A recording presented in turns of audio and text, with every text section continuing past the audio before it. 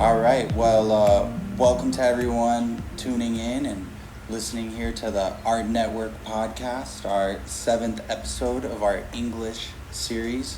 We have Matt Muir here with us on our first Skype call on podcast. And how you doing, Matt? Great. Happy to be here. Yeah, we're excited. Thanks for pushing me to do the Skype call. It's pretty cool. It's pretty simple. Yeah. And so, basically you reached out to us on Instagram. I think you had seen we were doing a podcast and you threw this out here. I know you have some exciting events coming up that we're going to talk about. Just real quick so everyone can know where to find you on Instagram and your website, your Instagram. What is it for everyone? So my Instagram is Art by Muir. And okay. Yeah.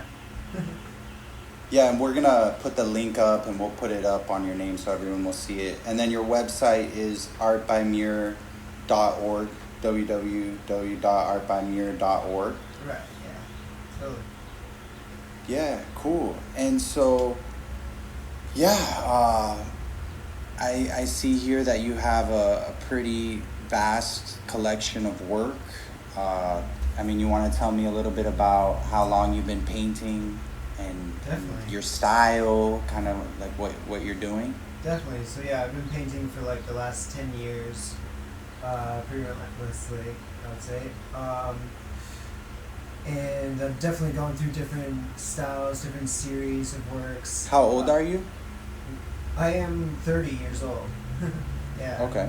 And I've come to the shock to some people when they look at me. They get carded everywhere I go.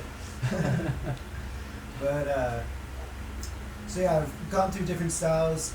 It's great that I found out that you're from Miami, because I was just bringing up before we went on this that I went to Miami during 2016, and I went to the Art Basel there, and I showed in the Windward Art District at a gallery called Art and Soul. Awesome. Yeah, it was really awesome. It's a pretty remarkable art district, right? Definitely, The whole overwhelming scene. experience, definitely.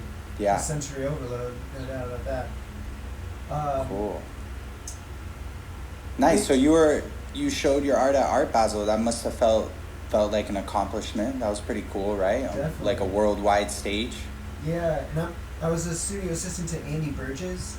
He's a little bit well known around that area because he's done Art Basel a few different times, and so he was able to get me into like different events like Pulse Art Fair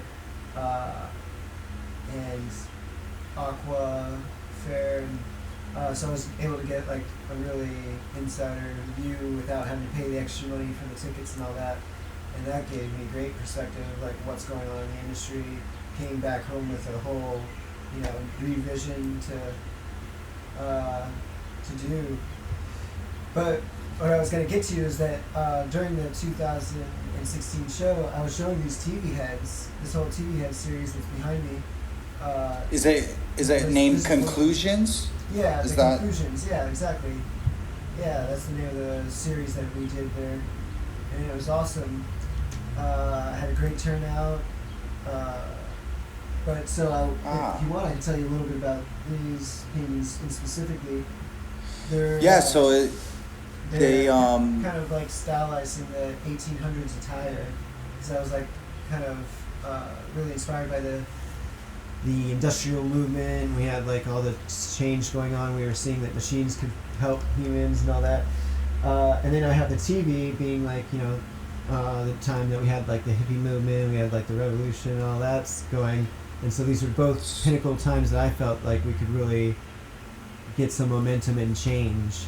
And now, when you do a series like that, like a collection, like how many total works do you have of that style and that idea? Yeah. So this collection here, I have 9 paintings that I took to Miami, but when I came home, I did a few more that were in a different style. Because I also became really heavily influenced under Jean-Michel Basquiat, because I loved his free style and his free energy that he had when he was painting. It's like anything goes. And meanwhile, I was like painting really meticulous, like detail, like, you know, Got really it. well planned out, like 5 sketches before you go to the painting, you know, all this. And he Cool. was just like going straight to canvas, you know, whatever. And I was like totally like, whoa, you know. And so I came home and, you know, really. Did you like watch him do that? Did you like see videos of it online, or did you just read about it? How did you get that insight? Yeah, I was kind of like, I was reading up about it, and then I saw that movie Basquiat. It was really awesome. It has. Oh, there's a movie about him? Oh yeah, yeah. David Bowie plays Andy Warhol in it, and it's great. Really? Yeah. Oh wow. Yeah, it's awesome. Definitely worth a watch. But so I was really inspired by that film, and then also, you know, being in Basel and everything, and then getting to see all these different artists and their different approaches, and how free it was, you know. So I wanted to include that into my works, and then me growing up, like, you know, just around, you know, street art and graffiti and whatnot, and getting around kids and stuff like that. In Tucson? Yeah, That's where you grew up? Yeah. I was like really inspired and wanted to include a piece of my childhood in like this next series, which is Mercy, which was which was showing at Monsoon. Yeah, I have your Collective website up here. Yeah. I like your website. It's nice and organized and informative. Oh, okay. So Mercy, what are you doing these on canvas? Or what?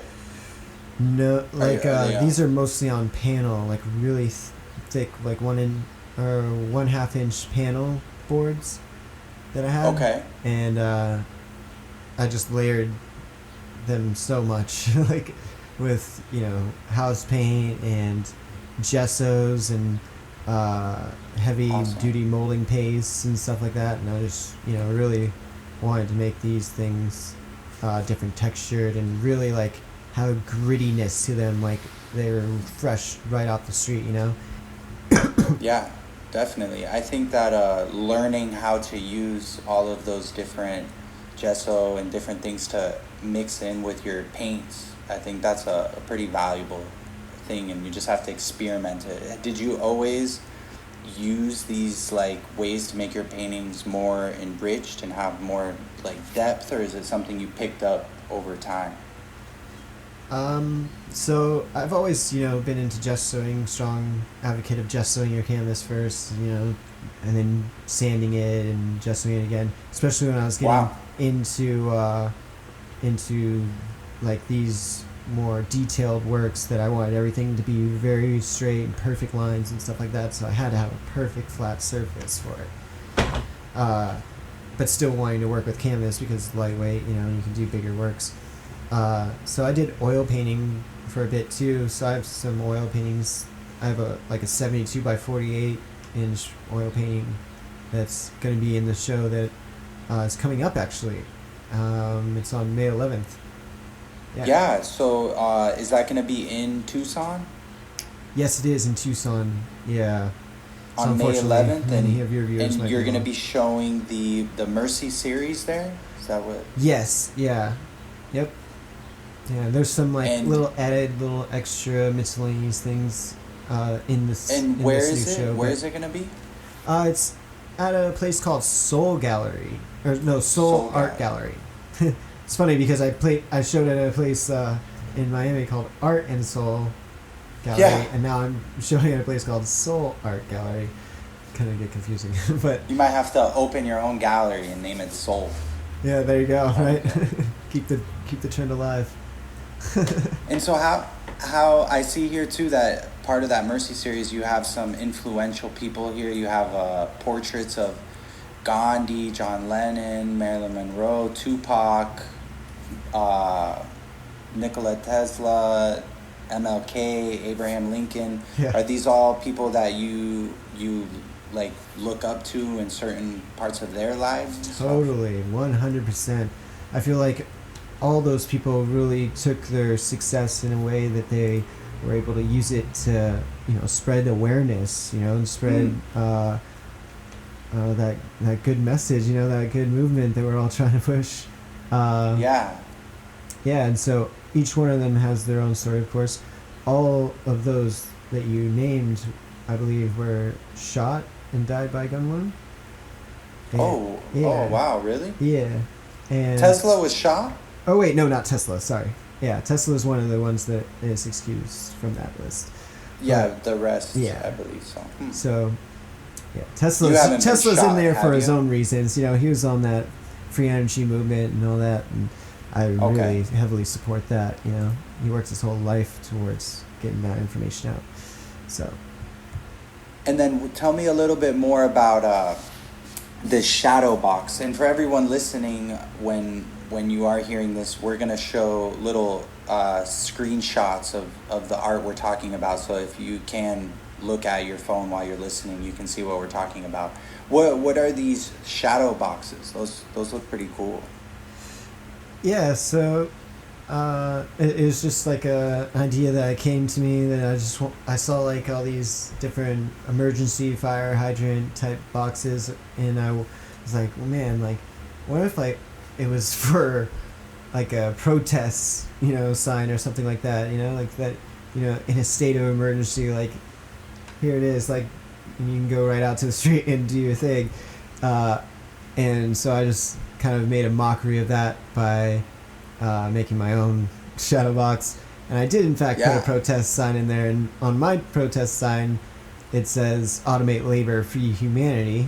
Because I feel like that's a huge thing. You know, like we can replace 97% of our jobs tomorrow, but we don't because it would take somebody's job. And, you know. So automate labor, like incorporate like AI. And totally, you know. Different. Replace the humanity mundane jobs so that humans can really progress and do other things. And have a more creative world and people building valuable things. And I agree. Yeah. And then in case of social injustice, break glass. So what is that? You're just supposed to smash it? Yeah. Is that like the point? It just makes you want to break the... Is it glass? It's actually... I kind of had a pre-notion that, well, this is in a gallery setting. People are probably going to maybe try to break it, so I made it in plexiglass. Because it is just, at the end of the day, it is just an installation art piece, you know. Yeah, of course. But cool. I did say break glass in case of social injustice. Because I feel like, you know, when different technologies are being held back in a way to just keep the system in place and moving, well, that's a little injustice, I think, you know? Like, yeah, do you have a specific example of that? Would you say like as far constraints on what? Technology is being held back? I would look to the work of Stephen Greer if you want to be more aware of the different technologies that are being held back, because he's very much advocating all these different black budgets and things that our taxes have been paying for, you know, for the last how many years of those technologies being released to people, because like things like free energy, 0 point energy, you know, these things, different things with healthcare, totally, very many advancements, you know. So it's a wild world we live in, definitely. Yeah. That's why we gotta paint, you know. As artists, I feel like it's our responsibility to be the influence, you know, and create that, I guess what we call propaganda, to combat the propaganda that we're faced every day. Yeah, and with all these platforms where people can see your work in the palm of their hand and, you know, create your own following and your own message, and it's pretty awesome. And I see here you have different ways that people can like have a piece of what you create. You have stickers, posters. Yep. That's pretty cool. Yeah. I like that. I plan to make shirts, but you know, it's in the works. Nice. You have a poster here of a nun rolling a joint with her eyes crossed out. Yeah. Yep. With one eye peeking through. Oh, okay, I see it. But yeah. Do you when you would you say the idea of the painting you're creating is like very pre thought out, or are you just going to the canvas and like freestyling what you're feeling? I'm sorry. So a lot of it's premeditated going into it, but then, like I said, with this newer series, it's a lot more free-handed. Sometimes, I don't even know what I'm gonna do when I go into it. I just am going at it. Awesome. Did you go to art school? So I didn't really go to art school, but I did go to a university high, and I was like in an advanced placement art class, and it counted as a college credit.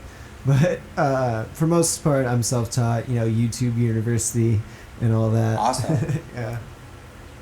Nice. And have you been able to like commit yourself like 100% to your artwork, or is that still something you're like working towards, is being able to commit like everything? I feel like I'm very well committed. Yeah. It's like everyday thing for me. I get up and do the art. Nice. So is art your job? Is that like what consumes your time? Definitely. Or do you have another job? I do work at a frame shop like 2 days a week, and it's mostly cool. because it helps to get the discount on the frame moldings and everything like that, and being able to use the frame shop and stuff like that. So if you are an artist cool. and there's frame shops around, it's a great job for you to have. It definitely goes hand in hand with your craft. So you've been doing that for a while, working there like part-time, just kind of using it as a contact and then just focusing on your art. How long have you been doing that?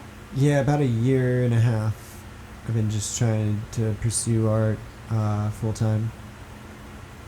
Awesome. And have you been able to are you more effective selling your work online or out of these gallery shows and these exhibitions that you do? It's definitely through the exhibitions, yes. Sorry. Okay. Yeah, it's definitely through that. It's the face-to-face contact. It's me being able to be there and articulate exactly what I was trying to do. It kind of gives them an inside information and really helps to, I think, sell the work. Unfortunately, that sometimes the internet world doesn't really portray the art as well. The pictures don't always come out as well as it is in real life. I'm sure if you've ever been to a museum and seen one of those famous works that you're familiar with and seen it up close, it's like, whoa, pictures just will never be able to catch up. Maybe they will in a few years, but for now, I don't know. For me, it's the live is where. Yeah, and it takes a lot. Like it's hard to balance the two. Also, I feel like if you're focusing on your exhibitions and making contacts with actual people, it's easy to lose track of the internet and the social media side, and then vice versa. It's good to find a nice balance between the two, but it takes a lot of work. Yeah, definitely does take a lot of work. It's a full-time job. Yeah, cool. And so one of the goals of the podcast is to obviously reach out to a bunch of different artists around the world and locally here in Florida. And it's also to kind of give some insights and some advice to other artists who are just starting out, or people who love doing art as a side hobby, things like that. You said that you've been painting now for a good 10 years. Did it start out for you as something you were just doing for fun? You didn't really know you wanted to pursue it? Or have you always felt that it's something you wanted to do, something amazing? So my whole life I've definitely been doing art since I was a kid. Ever since I could touch a pencil, I was in my room drawing and different things and stuff like that. And so for most of my up until being 20 years old, it was all just fun, just for fun. Just fun, yeah. But then I remember a pinnacle point in my life where I went over to a friend's house and I was hanging in his room and he was like, oh, let me show you this movie or whatever. He pops it up on his computer. Back then it was DVDs and everything. And he showed me a documentary called The Zeitgeist, or the movie Zeitgeist? Yeah, The Zeitgeist, yeah. Like the what's really happening in the world, totally. Like different conspiracies. Okay. So it really widened my eyes to what was really going on. it inspired me to want to do, a lot of independent research. Many years I spent researching different subjects and stuff like that. But shortly after the film, I was like, dude, we got to get this information out, right? And really inspired. And then I was thinking, to myself, like, well, what can I do? Like, well, I'm pretty good at art. I guess I can draw and stuff. So maybe I can paint paintings, and people will get, something from that'll make them want to do their own kind of independent research and get turned on to these subjects. And so ever since then, I've been trying to do that, just really hone my craft and really get well at my skills so that I can articulate these ideas. Awesome. And what kind of Sorry? Goals, what kind of, simple goals do you have, like, moving forward? Are you looking forward to what you're going to create or where you want to display your work? What would you say some art goals you have are? Definitely. So I'd love to get the work to LA, New York, and then back out to Miami. I was hoping to do that this year. I'm still kind of tweaking and finding galleries willing to, show my work. Yeah, so this is a great point to share some knowledge with artists listening. What process do you take in reaching out to these galleries? Do you just look them up online? Do you get their email? Do you send them a little description about yourself with your work? What do you do to reach out? Yeah, honestly, a lot of it is just networking through Instagram, finding the galleries that you want to be shown at, and then, going about it in a very formal way and asking, are they looking to take on any submissions? If so, what kind of formats are they looking for? And, just keep it short. You send like 1 or 2, maybe 4 images, and just wait for a response. And if they're not looking, they'll let you know pretty quickly if they're a good gallery. Yeah. And it's also important not to get offended or take it personally if a gallery isn't willing to work with you. I think I feel like a lot of artists also, they'll contact 5 different places, get turned down by the 5, and if they just looked one more place, they would have got it, Yeah, right? Yeah, it's always right when you're about to give up. Yeah, it's also pretty crazy. My mom just moved from Seattle to Tucson. She just invested in a property there, and she was telling me about how it's a huge art scene, and there's different art festivals, and sounds like there's a lot of street art also. Yeah, it's a great art community. It's getting stronger with every show, We have a lot of these pop-up galleries that are giving young artists a chance, which is awesome. It's good for the community. Yeah. Awesome. And then back to this TV series you do. What's the name of it again? The Conclusions. The collection. Yeah. So when I see here one with the young kid on his cell phone. You know which one? Oh, the one in the background, right behind him. Yeah, that's there. So is that and then that's some smokestack chimneys, like some pollution in the back? Is that what that is? Mm-hmm. It's a destructed world. When we pay too much attention to our phones, that's when things get out of hand. You're not paying attention. And what medium? Is that acrylic? It is acrylic, yeah. The whole series of TV heads is made out of acrylic. Is this one of the ones that you feel like your message was, oh wow, you have a lot of good messages on these. You have that one, you have one with an atomic bomb exploding. Yep. Wasted energy. Cool. Yeah, I definitely like all the messages you're putting forth.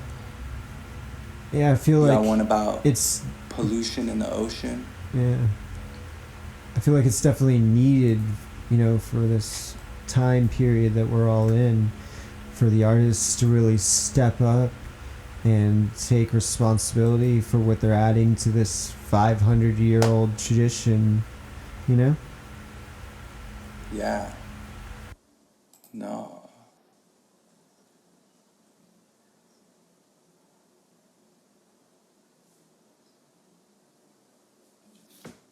Yeah, no problem. And then there's a really awesome quote here on the homepage of your website. I want to read and talk about also. You're good? Yeah, I'm good. Yeah, so here it's the inspiration behind the conception of this artwork is rooted in a quote by Ernst Fischer. Who is Ernst Fischer? I think I know him as Ernest Fisher, but maybe it's Ernst Fisher. Yeah, he's like a, philosophical kind of guy. Do you know what like era he's from? What decade or when? That I don't. Yeah, I'm really more in tune with that I can quote actually look more than that the up. character. So the quote, it's a pretty awesome quote. The quote is, "In a decaying society, art, if it is truthful, must also reflect decay. And unless it wants to break faith with its social function, art must show the world as changeable and help to change it." Yeah, that sums up what I see in your work. That's awesome. So you obviously, that quote influenced you before many of your works, right? You didn't find it afterwards? Right. Yeah, no, I found it very in the early portion of my work. During your zeitgeist investigation days? Yeah, definitely. I think that's one of the quotes that they use actually in the beginning. At the beginning of one of their chapters, they'll have some badass quotes. Yeah, I remember. Yeah, it's definitely inspirational. He lived from 1899 to 1972. And he was an Austrian journalist. Oh, there he is. Yeah, cool. And so, do you have anything cooking up for coming back out to Miami later? Do you have anyone that you're reaching out to? So actually, right now in my life, I'm kind of taking a break a little bit from art, and I've actually focused more on music, actually. Oh, cool. Yeah, because Wow, nice. I was in a band called Cons, and we released a record back in August on Revival Records, and I decided to leave that band around December to pursue my own musical endeavor. And which genre is this? So the music that I'm playing right now, or the Cons was more like a melodic hardcore band, which was really kind of on the heavier side. And the music that I'm kind of pursuing is more in this like grungy kind of, still a little bit on the harder side of things, but on a grunge level definitely is the tone that I'm after. But cool. I'm really excited about this musical project because I'm writing all the lyrics and all the music, most of it. And so it's way more in the line of the vein that I'm working with as far as the artwork and everything. So They do complement each other? Yeah, they are going to complement each other very well.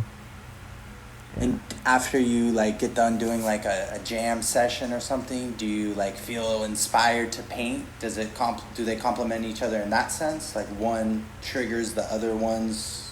I wouldn't say so much because yeah, it's usually it's like a switch. It's like one or the other. I'm working on because I'll get painting ideas and things during this time period, and I'll be writing them down.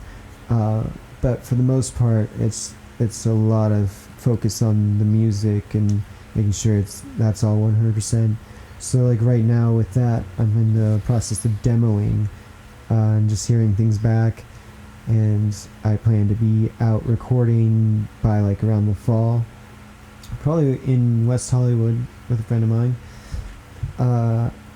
and then hopefully have something out by the new year with that project. Nice. And then I might be doing a tour or something like that with that project after that. Wow. And then cool. So you're be pretty much bought into that. You're trying to make it happen. Yeah, definitely. And then so in between this, I'll be making different works. I have a few other things going on that are included with art, but I'm not really really at liberty to talk about it right now because it's not released or anything like that.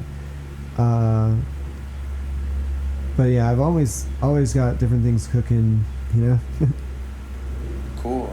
And so, if anyone would like to, reach you, the best way to contact you is basically through your Instagram, you would say? That's the best way to reach you?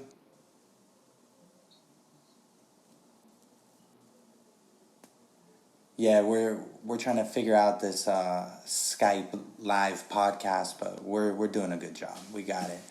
I was saying.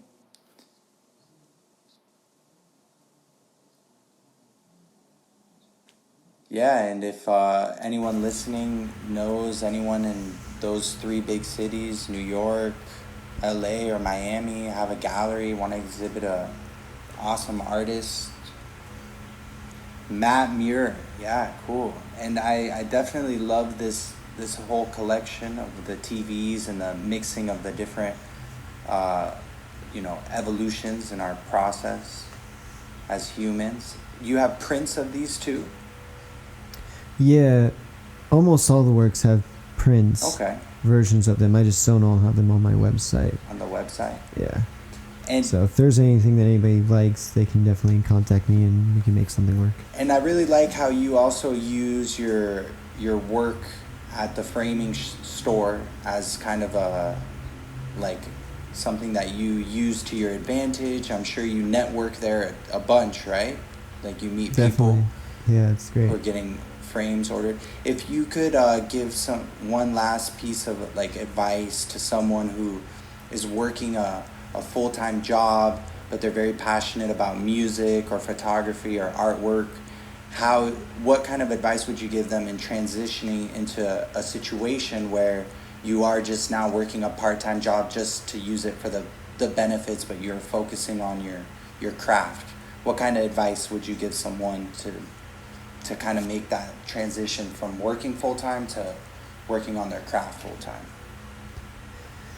Yeah, I would say that it's a lot to do with, depending on your expenses and things like that, but really finding a way to cut them down to like a bare minimum, so that you're able to find the time, because time is really the most valuable thing to an artist, and it's in his progress or her progress, because that's how we get good, that's how we get our skills up, that's how we learn and we grow.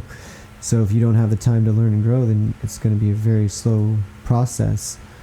But so I would say to them, if it means, for a few years that you have to, live on the basement floor of your band room floor, or something like that. Yeah.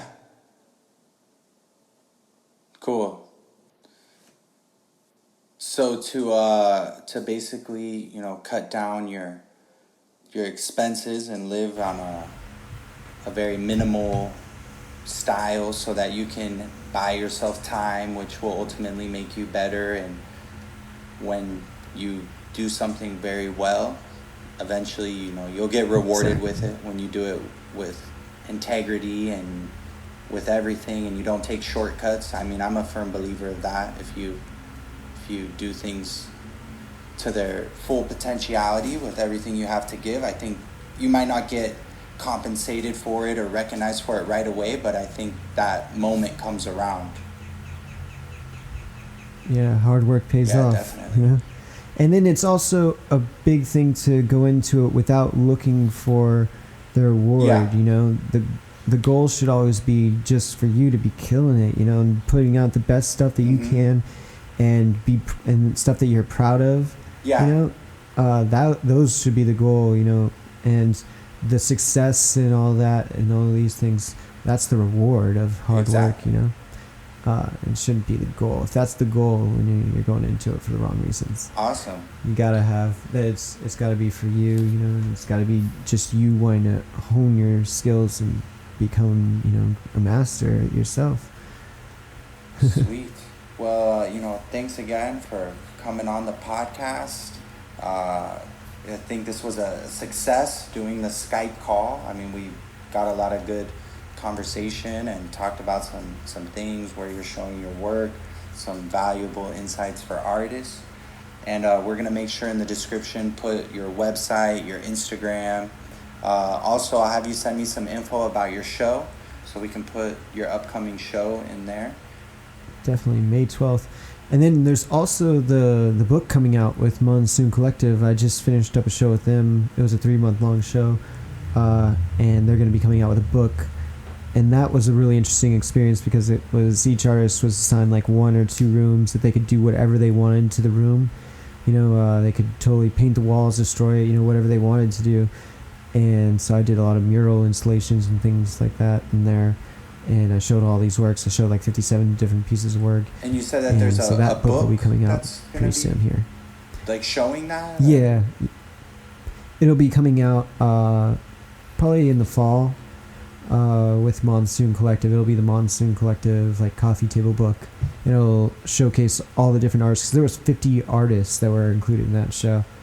And it was a huge thing. We took over like a parent planned hood building. It was like abandoned. It was abandoned. You know, it was a and we took it over and like changed it and totally redid it and made it into this art gallery pop up. Wow, cool. Where did this take place again? Sorry. It was in Tucson, Arizona. In Tucson? It was in downtown Tucson, Arizona. Awesome. Well, yeah. You know, thanks again. Gonna make sure and do this eventually, hopefully in person, either in Tucson one day or when you come to Miami. That way we can have, you know, a cool setup and shoot it live, and we'd look forward to that. Thanks again, Matt. For everyone listening, make sure to subscribe, leave a comment, and have a wonderful week. We'll see you soon, and have a good one. Thanks again, Matt. All right, man. All right. See ya. Bye.